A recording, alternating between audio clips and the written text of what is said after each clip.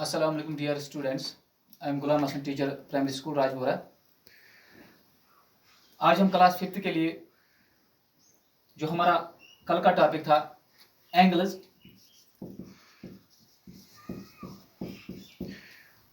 उसी में से हम कुछ उसके टाइप्स पढ़ रहे थे। तो कुछ टाइप्स जो है आज हमें पढ़ने हैं। क्लास 5th के लिए टॉपिक है। कल हमने पढ़ा एंगल और उसके कुछ टाइप्स हमने पढ़े, जैसे कि जीरो एंगल हमने पढ़ा, एक्यूट एंगल, ऑब्ट्यूस एंगल हमने एक्यूट एंगल और राइट एंगल हमने पढ़ा। तो आज जो है हम ऑब्ट्यूस एंगल के बारे में कुछ पढ़ेंगे।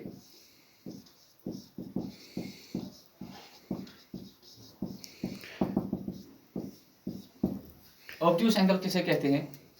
जैसा कि आप बखूबी इस बात से वाकिफ है कि राइट एंगल हमने कल पढ़ा था कि राइट एंगल उस एंगल को हम कहते हैं जिसका सम या जो बराबर 90 डिग्री के बराबर हो, विच is exactly 90 degree.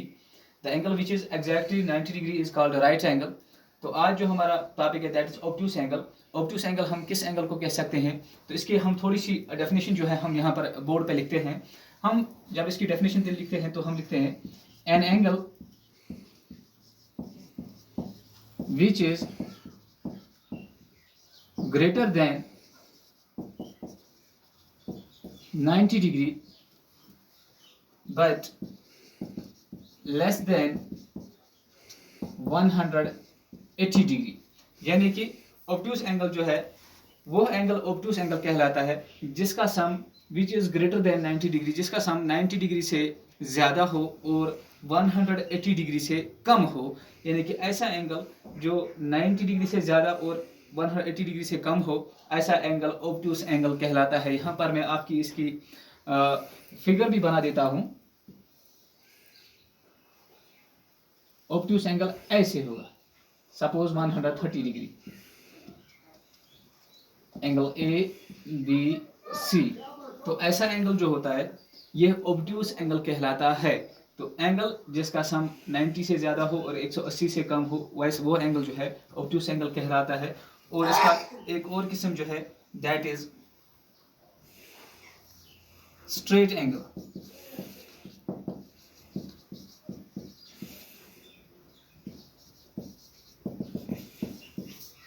Straight angle किसे कहते हैं? एन एंगल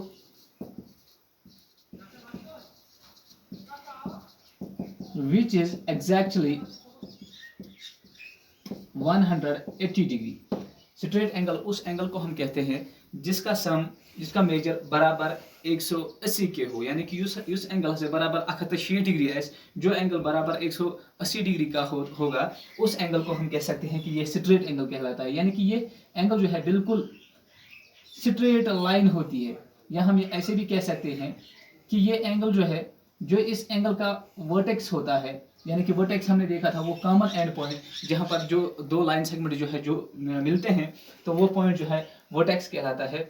तो वर्टेक्स से इसके जो इस एंगल के जो आर्म्स होते हैं, दो आर्म्स इस एंगल के जो है ये अपोजिट डायरेक्शन में जाते हैं, एक इस जानब जाता है और एक इस समझ जाता है। तो इस किस्म का एंगल जो है वो स्ट्रेट एंगल कहलाता है। और इस स्ट्रेट एंगल का जो सम होता है, मेजर होता है, वो होता है बराबर 180 डिग्री।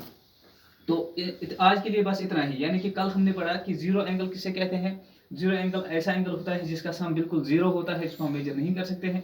फिर हमने कहा था कि एक्यूट एंगल किसे कहते हैं। एक्यूट एंगल हमने कहा कि जो जिसका सम 0 डिग्री से ज़्यादा हो और 90 डिग्री से जो है कम हो, तो वो एंगल जो है एक्यूट एंगल कहलाता है। उसके बाद राइट एंगल हमने देखा था कि राइट एंगल जो है वो एंगल राइट एंगल कहलाता है जिसका सम बराबर 90 डिग्री के हो, तो वो एंगल राइट एंगल कहलाता है। तो आज हमने इसका एक और किस्म पढ़ा that is obtuse angle. Obtuse angle वो एंगल होता है जो 90 से ज़्यादा हो, विच is greater than 90 degree but less than 180 degree. यानी कि 180 से कम और 90 से ज़्यादा जो एंगल होता है उस एंगल को हम ऑब्ट्यूस एंगल कहते हैं। और इसका लास्ट किस्म जो है दैट इज स्ट्रेट एंगल, या इसको हम फ्लैट एंगल भी कह सकते हैं। स्ट्रेट एंगल एक ऐसा एंगल होता है जिसका सम बराबर 180 के होता है, यानी कि विच इज एग्जैक्टली 180 डिग्री।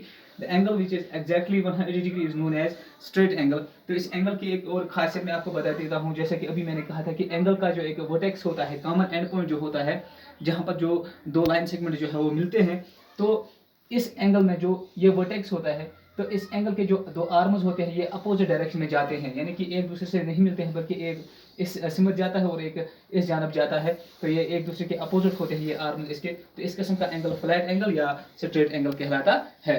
आज के लिए बस इतना ही। Thank you.